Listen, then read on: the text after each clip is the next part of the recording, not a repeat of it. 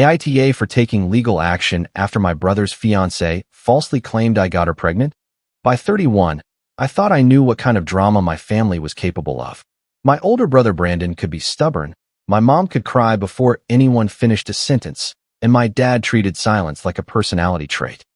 But I'm Vincent, the younger brother who still showed up for Sunday dinners, still brought the cheap grocery store cookies everyone pretended not to like, and still believed there were lines family would never cross. Then Brandon's fiancée Madison pointed at me across the dinner table and made me the villain of her pregnancy. Brandon and I used to be close in the way brothers can be close without saying anything sincere out loud.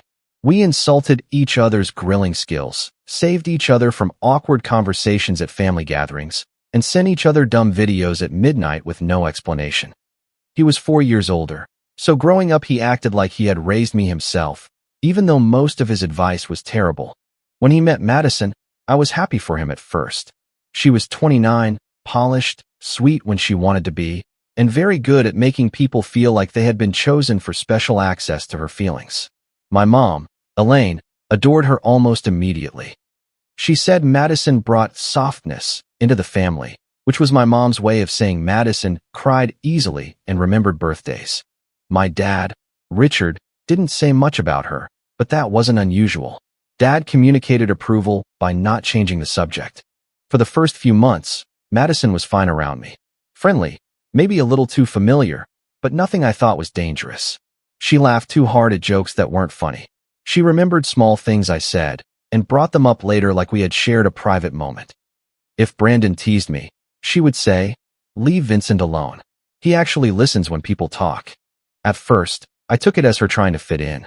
Then the private texts started. Nothing obviously inappropriate. That was the tricky part. Madison never sent anything I could point to and say, "This is crossing a line." She was careful. She would text me about seating chart drama, then drift into Brandon being distant. She would ask whether my mom was upset about something, then mention feeling like she had to manage everyone's emotions. One night around 11:40, my phone lit up while I was brushing my teeth. "Madison, are you awake?"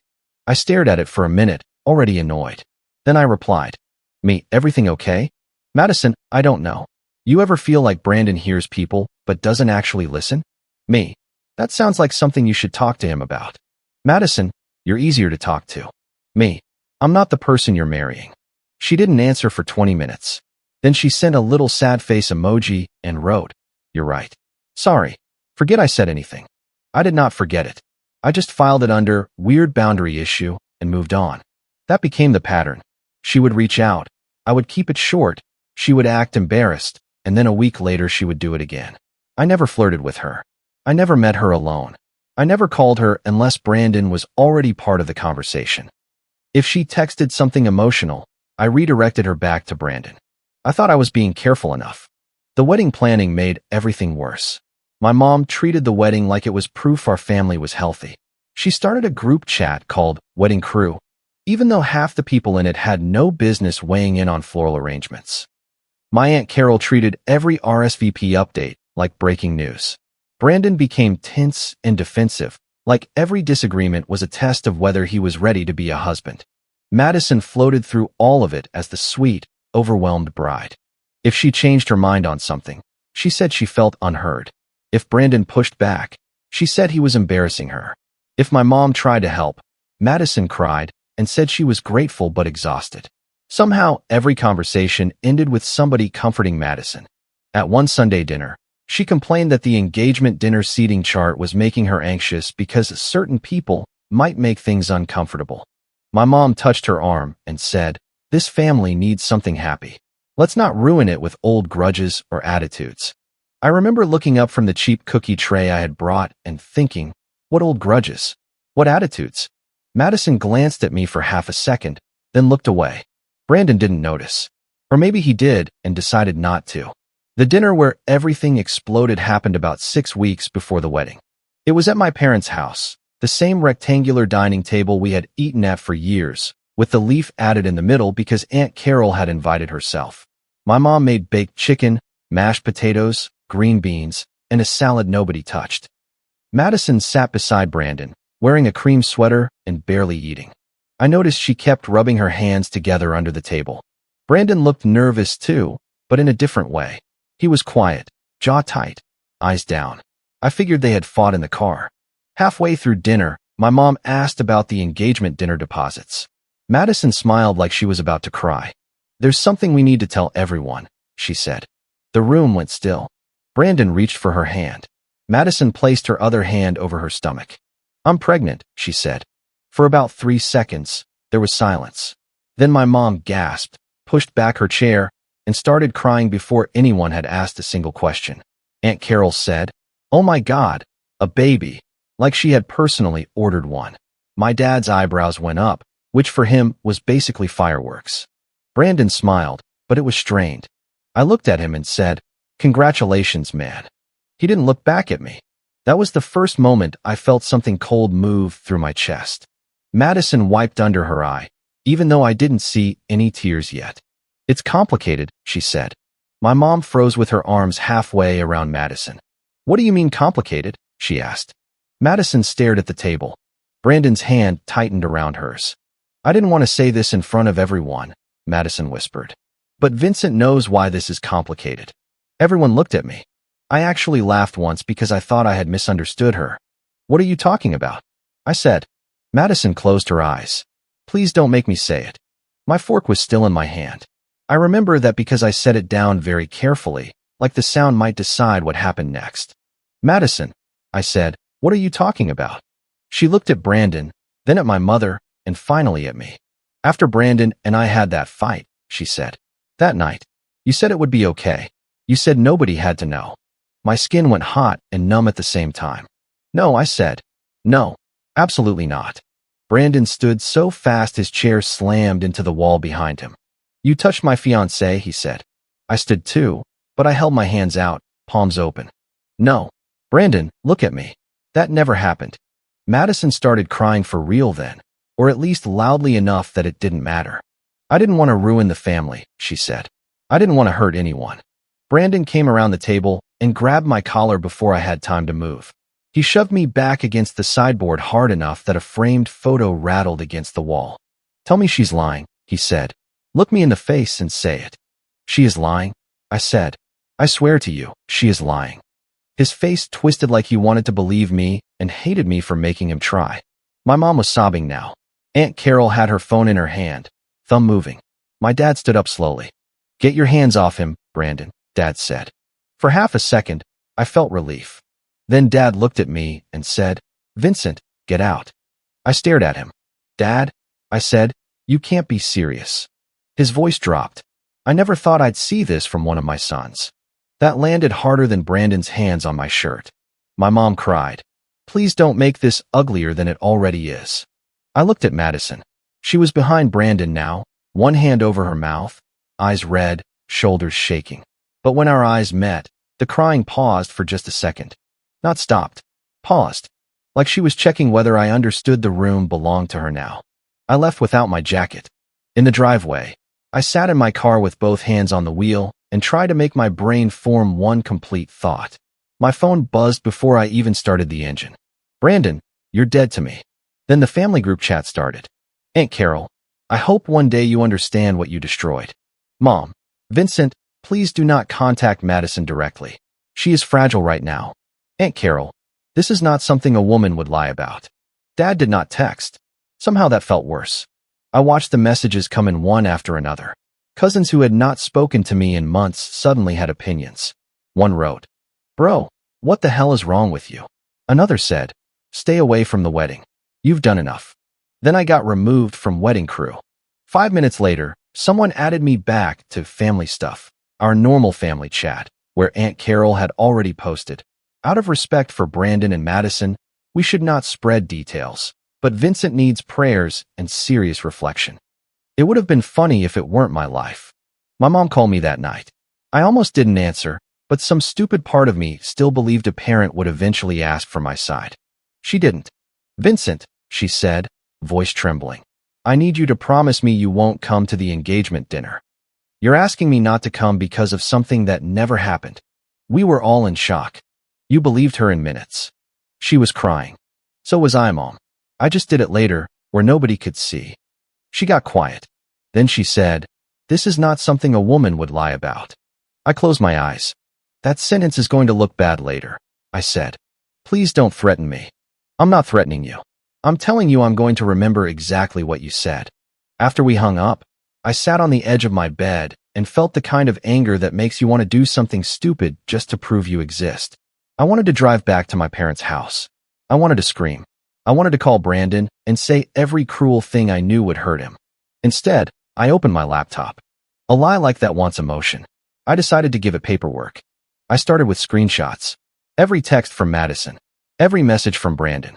Every family group chat comment. I exported conversations, backed them up, and emailed copies to myself. I wrote down the dinner timeline while it was fresh, including who said what and where everyone was sitting. Then I went through Madison's old messages. There were more than I remembered. Madison, did Brandon ever tell you why he shuts down when he's stressed? Me, you need to ask him. Madison, you always say the right thing. Me, I'm saying the obvious thing. Madison, he doesn't appreciate how loyal you are. Me, I'm not getting in the middle of your relationship. There were little gaps where she had deleted messages on her end. I could tell because my replies looked weird without context. One from 2 months earlier said, "Me, that's not appropriate. Please talk to Brandon." I had no idea what she had deleted before that. Then I remembered something from the dinner. Madison had said, after Brandon and I had that fight. That night. There had only been one big fight recently that I knew about. It was the night Brandon came to our cousin Mark's house late for a garage cleanup because Madison had been mad about the wedding guest list. I pulled up my text with Mark. "Mark, you still coming Saturday? Need help clearing the garage?" "Me, yeah. I can be there around 5. "Mark, bring gloves unless you want tetanus." That's Saturday. I checked my photos. There was a picture I had taken of Mark's disaster of a garage at 5:18 p.m., with boxes stacked up to the ceiling and an old treadmill buried under Christmas decorations. I checked my bank app. I had stopped for gas at 4:42 p.m. and bought a sandwich at 9:36 p.m. after leaving. I texted Mark. "Me, weird request. Do you still have doorbell footage from the garage cleanup night?" He replied almost immediately. "Mark, why?" I typed 3 different answers and deleted them all. Me, because Madison just turned that day into a weapon. He called me within 30 seconds. "What the hell does that mean?" he asked. I told him enough. Not all of it, because saying it out loud made my throat feel tight, but enough. There was silence on his end. Then he said, "I'll check the camera." The next morning, he sent me 3 clips.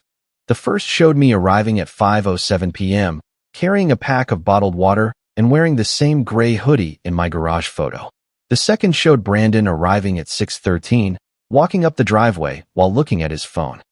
The third showed me leaving at 9:21 p.m. with Mark standing on the porch, both of us laughing about something. Mark also sent a message. "Mark, I'll write a statement if you need it." This is insane. I stared at those clips for a long time. The day she picked was not just wrong.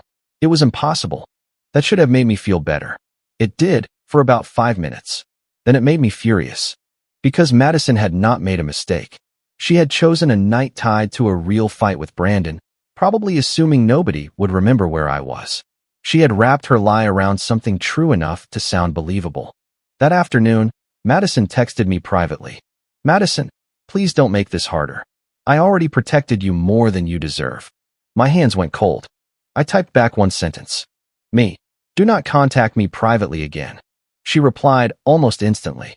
"Madison, you're trying to intimidate me because you know people believe me."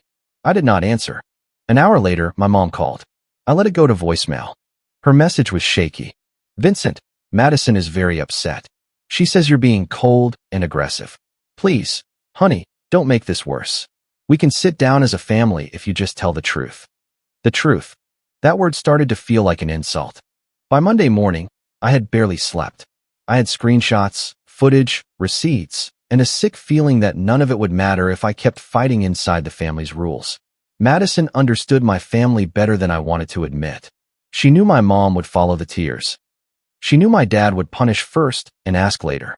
She knew Brandon would rather rage at me than face the possibility that his fiancée had betrayed him. So I made an appointment with an attorney. Ms. Keller was not dramatic. She did not gasp when I told her the story. She did not promise to destroy anyone. She listened, took notes, and asked very specific questions. "Has she repeated the claim in writing?" she asked.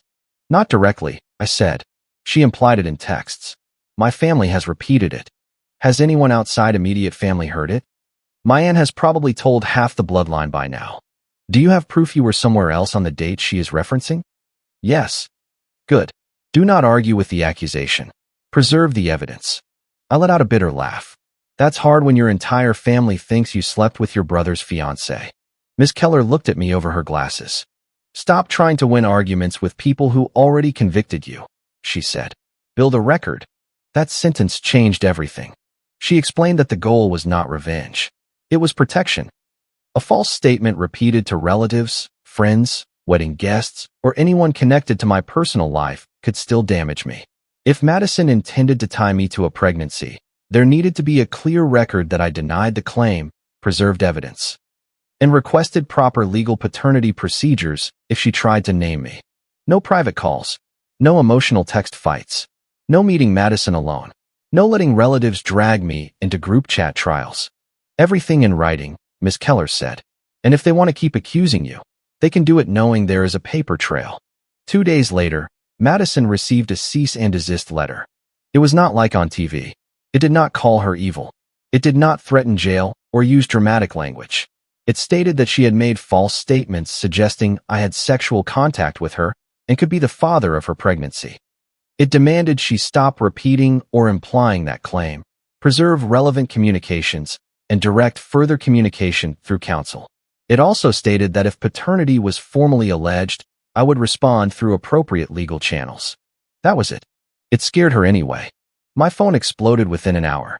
Mom, did you really send a lawyer after a pregnant woman? Aunt Carol, this is cruel even for you. Brandon, you are pathetic. Hiding behind a lawyer because you can't face what you did. I answered only my mother. Me, I sent a lawyer after a lie. Mom, she is pregnant and scared. Me, then she should stop falsely accusing me. Mom, can we just sit down as a family? Me, not without documentation and not without my attorney knowing. Mom, you are making this impossible. Me, no, I am making it documented. Then I posted one message in family stuff. I will not defend myself against gossip anymore. I deny Madison's accusation completely. I have evidence disproving her timeline. Do not contact me to repeat accusations, pressure me, or ask me to stay quiet for the family. Anything else goes through my attorney. Aunt Carol replied first. Aunt Carol, wow. Then Brandon. Brandon, coward. I left the chat. For the next few days, things got quieter, but not better. I knew what quiet meant in my family. It meant people were talking around me instead of to me. Then Lena messaged me. I knew Lena as one of Madison's bridesmaids. We had spoken maybe 4 times, mostly about wedding logistics. Her message came through on social media first. Lena, I know I'm probably the last person you want to hear from. Can we talk? It's about Madison. I stared at it for a long time before replying. Me, put it in writing. A minute later, she sent back. Fair. Then came 3 screenshots. The first was from a bridesmaid chat, dated 2 weeks before the dinner. Madison, I can't do this wedding like this. I need a believable reason to slow everything down without being the villain. Another bridesmaid had replied, just tell Brandon you're overwhelmed. Madison, he'll push through it. Elaine will push harder. I need something they can't argue with. The second screenshot was a private message between Lena and Madison. Lena, are you talking about Ethan again? Madison, don't start. Lena, Madison. Madison, he understands me. That doesn't mean anything. The third screenshot made my stomach drop. Madison, if people think there's another reason, nobody will focus on Ethan. Lena added a long message after the screenshots. Lena, I'm not doing this because I like drama. I'm doing it because what she said about you is not what she said before. She was panicking before that dinner. She talked about needing a reason to postpone. She also asked weird questions about paternity testing and whether someone could be forced to take responsibility if a family believed it. I didn't think she would actually name someone. I'm sorry. I read the message 3 times. Then I forwarded everything to Ms. Keller. She called me 20 minutes later. This is useful, she said. My voice sounded flat even to me. Useful is one word. It does not prove every fact, but it helps establish motive and inconsistency. Can I send it to Brandon? Not impulsively, she said. You can disclose evidence strategically. Do not get dragged into a private emotional fight. That was the hardest advice to follow. Because I wanted Brandon to see it. I wanted him to feel stupid.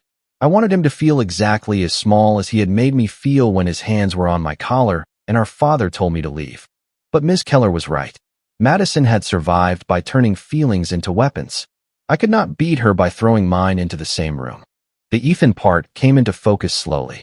Ethan was an old friend Madison had mentioned once or twice. Supposedly harmless. Someone from before Brandon. She had described him as basically family, which in my experience usually meant person who causes problems but has a grandfathered in excuse. I went back through my old texts with Brandon and found one from about a month before the dinner. Brandon, you ever hear Madison mention some guy named Ethan? Me, maybe? Old friend. Brandon, yeah. NVM. Me, everything good? Brandon, yeah. Wedding stress. At the time, I had not thought much of it. Now it looked like a flashing warning sign. I took a screenshot and added it to the folder. The folder had become a physical thing by then. I printed everything because I wanted something I could put on a table. Not because I thought paper was magic, but because my family had treated my denial like air. Paper had weight. There was a timeline. Madison's texts. My replies. The deleted message gaps. Mark's doorbell stills with timestamps. My gas receipt. My sandwich receipt. Mark's written statement. Lena's screenshots. The cease and desist letter. A short summary from Ms. Keller about communication going forward. A week after the letter went out, Brandon texted me. Brandon, we need to meet. I did not answer immediately. He followed up. Brandon, Madison wants you to admit what you did before we decide what happens with the wedding. I laughed out loud in my kitchen. Me, that is not happening. Brandon, you owe us the truth. Me, that is the first honest thing you've said to me. He called. I did not answer. Then my mom called. I did not answer. Then my dad texted, which was rare enough that I opened it immediately. Dad, come Thursday at 7. If you have proof, show it. I stared at that message until the screen dimmed. If you have proof. Not, I'm sorry I didn't ask. Not, tell me what happened. Still, it was an opening. And I was done letting Madison own every room. I called Ms. Keller first. She advised me to keep the meeting limited, bring copies, avoid threats, and leave if anyone became physical. Do not go there to get an apology, she said. Go there to correct the record. Thursday night, I pulled into my parents' driveway with the folder on the passenger seat and my phone fully charged. I had told Mark where I was going. I had told Ms. Keller I would email her afterward. I had also decided that if Brandon touched me again, I would leave and call the police. Brother or not. My mom opened the door before I knocked. She looked smaller than usual, her face pale, eyes swollen. Vincent, she said, please, can we just sit down as a family? No, I said. We can sit down as people who accused me of something I didn't do. She flinched. I walked past her into the dining room. Same table, same light fixture, same wall where the framed photo had rattled when Brandon shoved me. Madison sat beside Brandon again, but she looked different this time. Less fragile, more alert. Aunt Carol was there too, of course, with her phone face down like that made her less of a gossip. My dad sat at the head of the table, arms crossed. Brandon wouldn't look at me at first. Madison spoke before I sat down. I don't know why we need all this, she said softly. I'm already under enough stress. I placed the folder on the table. You all believed her in 10 minutes, I said. So I brought something that took longer than 10 minutes to fake. Brandon's head snapped up. Don't be smug, he said. I'm not smug, I said. I'm prepared. My mom started crying again. Please don't make the night worse. I looked at her. The night got worse when you decided her tears mattered more than my word. Dad's jaw tightened, but he said nothing. Madison put a hand on her stomach. This is exactly what I was afraid of.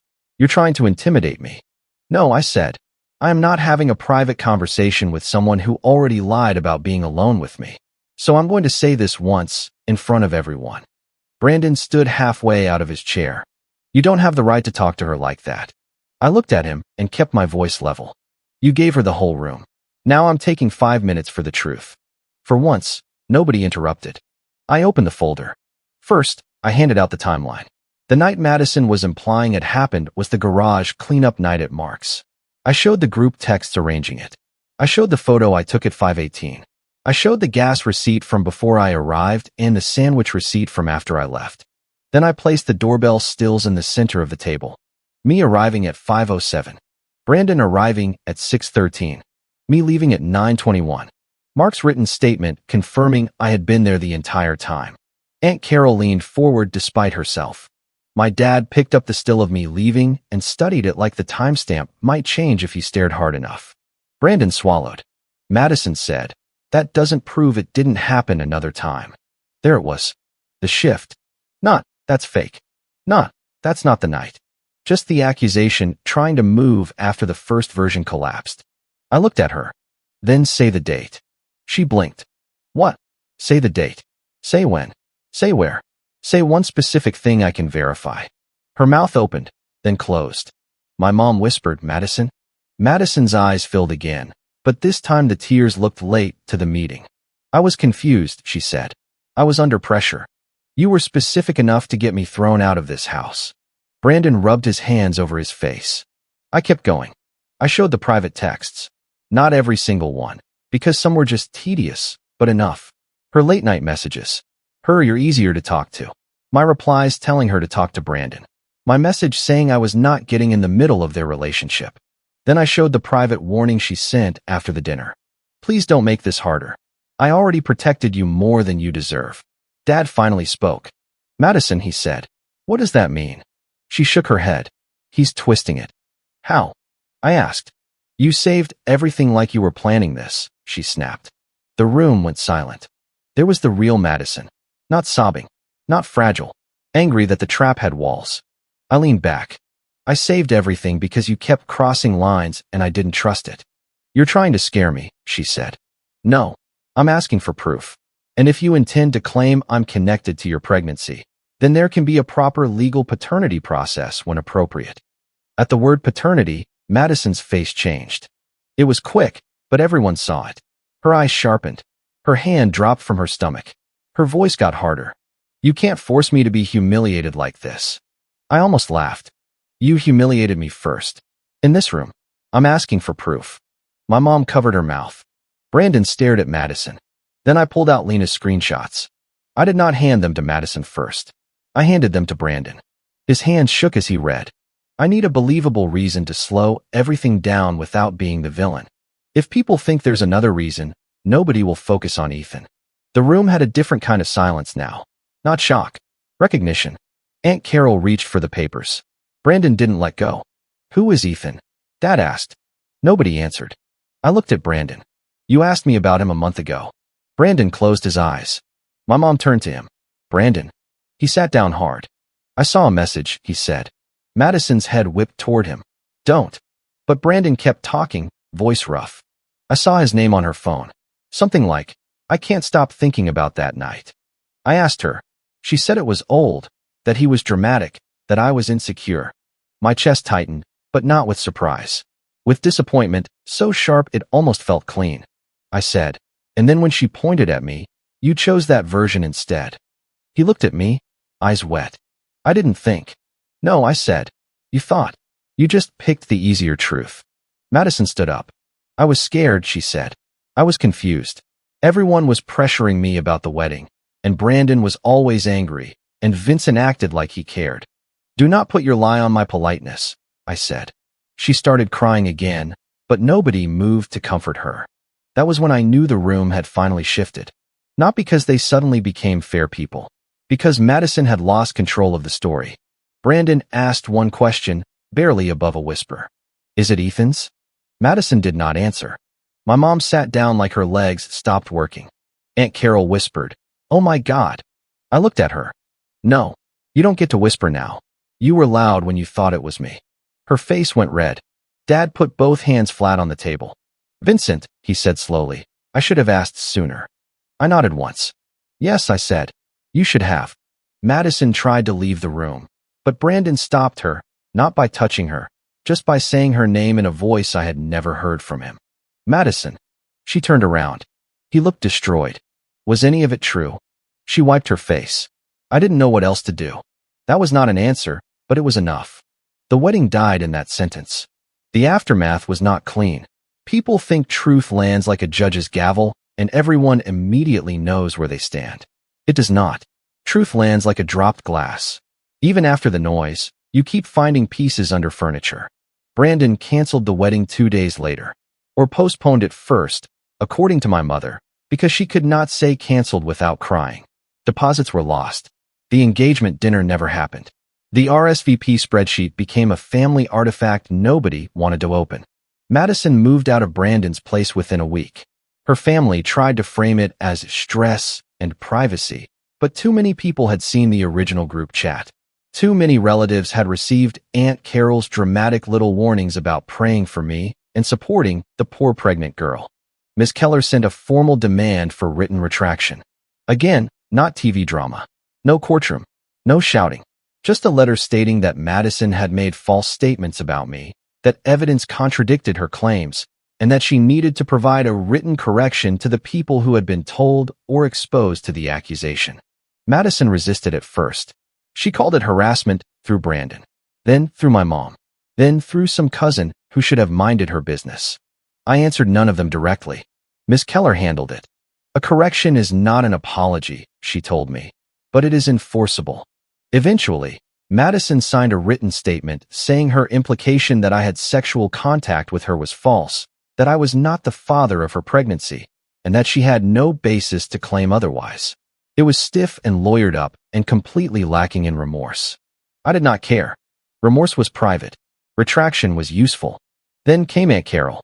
She sent a message in Family Stuff, which someone screenshotted it and forwarded it to me because I still wasn't in the chat. Aunt Carol, there has been new information and Vincent was wrongly accused. Please give Brandon and Madison privacy during a painful time. I texted her directly for the first time since the dinner. Me, no. Say I was falsely accused. She replied with 3 dots appearing and disappearing for almost 5 minutes. Aunt Carol, I'm trying to help. Me, you help spread it. Correct it clearly.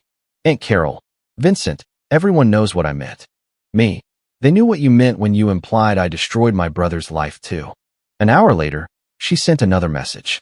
Aunt Carol, I need to correct what I said before. Vincent was falsely accused of being involved with Madison and of being connected to her pregnancy. Those claims were not true. I repeated them before verifying them, and I was wrong. It was the closest thing to accountability I had ever seen from her. I saved a screenshot anyway. My mother apologized 3 times in the first week. The first apology was terrible. We were all emotional, she said over the phone. I was standing in my kitchen, making coffee I did not want. No, I said. She paused. No, that's not an apology. That's weather. Vincent, I'm trying. You were trying to make this sound like something that happened to all of us equally. It didn't. She started crying, but I did not rush to comfort her. That was new for me. I thought I was protecting the family, she said. You protected the accusation. Her breath shook. I'm sorry I believed her before I asked you. That was closer. My dad was harder. He came by one evening without warning, which normally would have annoyed me. But he stood on my porch holding the jacket I had left at their house the night of the dinner. I opened the door and did not invite him in. He held out the jacket. Your mother found this. I took it. Thanks. He looked older than 63 in that porch light. I was wrong, he said. I waited. His jaw worked like the words had corners. I should have asked. Yes, I said. I saw Brandon angry. I saw Madison crying. I thought. He stopped. You thought the worst of me, I said. He looked down. Yes. That one word hurt more than any excuse would have. Dad did not hug me. I did not ask him to. He said, I'm sorry, Vincent, and then left with his hands in his pockets. It was not enough, but it was something real. Brandon waited the longest. For almost 2 weeks, I heard about him through my mom. He was not sleeping. He had taken down the wedding website. He had packed Madison's things in boxes and left them with a mutual friend. He had cried in my parents' garage, which my mom told me like it was supposed to make me soften. I did feel bad for him. That was the annoying part. I still loved my brother. I hated what he did, but I could picture him sitting in that garage, surrounded by old tools and broken holiday decorations, realizing his life had cracked open. But pity is not trust. When Brandon finally texted me, it was short. Brandon, can we talk? I replied the next morning. Me, in writing first. He did not like that. Brandon, seriously? Me, yes. An hour later, he sent a long message. He said he was sorry for grabbing me. Sorry for believing Madison. Sorry for calling me dead to him. Sorry for not asking questions. Sorry for being a coward about Ethan. Then he wrote, I lost my fiancée. I don't want to lose my brother too. That line sat in my chest all day. We met the following weekend at a diner halfway between us. Public place. Daylight. No Madison. No parents. He looked awful. Unshaven. Tired. Wearing a hoodie I recognized from years ago. For a second, he looked like the brother who used to sneak me extra pizza when Mom said I had enough. Then I remembered his hand twisted in my collar. He stood when I got to the table. Vince, he said. I sat down. He sat too. For a minute, neither of us spoke. Finally, he said, I don't know how to fix this. You don't fix it by making yourself the biggest victim in the room. He flinched. I know. Do you? He rubbed his eyes. I lost everything. I leaned back. You lost Madison because she lied. You almost lost me because you chose to help her punish me for it. His eyes filled. I was humiliated. So you made me the place to put it. He nodded once, barely. I saw Ethan's message, he said. I knew something was wrong. I didn't want to know. When she said it was you, I think part of me grabbed it because it meant I could be angry instead of pathetic. That was the most honest thing he had said since the whole mess started. I looked out the window at the parking lot, at people carrying takeout bags and living normal lives. Then I said, I'm not asking you to hate Madison enough to love me again. I'm asking you to admit what you did. I do. Not just to me. He swallowed. I continued. You put your hands on me. You called me dead to you. You let people attack me. You let Mom uninvite me from family events. You let Aunt Carol spread it. If you want any chance at being my brother again, you need to correct it as loudly as you accused me. He nodded. And no blaming all of it on Madison, I said. She lied. You chose. His face crumpled a little, but he did not argue. I chose, he said. That mattered. Not enough to erase it. Enough to keep the door from being locked forever. A few days later, Brandon posted in the family chat and sent individual messages to several relatives. He said Madison's accusation against me was false, that he had believed it without proof, that he had physically intimidated me, and that he was ashamed. He did not dress it up as confusion. He did not say everyone was emotional. He said he was wrong. I saved that too. People started reaching out after that, because public correction gives cowards permission to be sorry. A cousin sent, Man, I had no idea it was that bad. I replied, You had enough idea to call me disgusting. He apologized. Another relative said, We were just supporting Brandon. I wrote back, You supported him by attacking me over something you didn't verify. Some people gave real apologies. Some gave soft, self-protective ones. I learned to tell the difference quickly. My mom wanted Sunday dinners to restart like normal. She even bought the same grocery store cookie tray I always brought and sent me a picture with a little heart. I did not go. Not that week. Not the next. When she asked when I would be ready, I said, When being in that dining room doesn't feel like returning to the scene of my own conviction. She cried. I let her. That was probably the biggest change in me. Before Madison, before the dinner, before the folder on the table, I thought love meant staying available until people figured out how to treat you. I thought if I stayed calm enough, reasonable enough, useful enough, eventually the truth of who I was would matter. But my family did not need evidence to condemn me. They only needed permission. And Madison gave it to them. The last I heard, Madison was staying with family, and Ethan was suddenly not answering anyone's calls.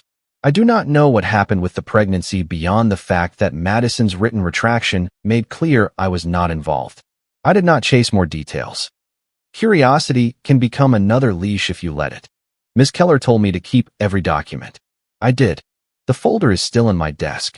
Not because I want to relive it, but because for a while that folder was the only thing in my family that did not ask me to shrink myself for their comfort. Brandon and I are not back to normal. Maybe we never will be. We text sometimes. He is trying. I believe that. But trust is not a light switch, and loneliness is not accountability. My mother has learned not to say, Can we just move forward? Around me. My dad says more now, which is strange but not unwelcome. Aunt Carol no longer receives any information about my life that I would not put on a billboard. As for me, I still bring cookies when I choose to show up somewhere. But I do not show up everywhere anymore. Family can make mistakes. But what they did was not a mistake. It was a verdict.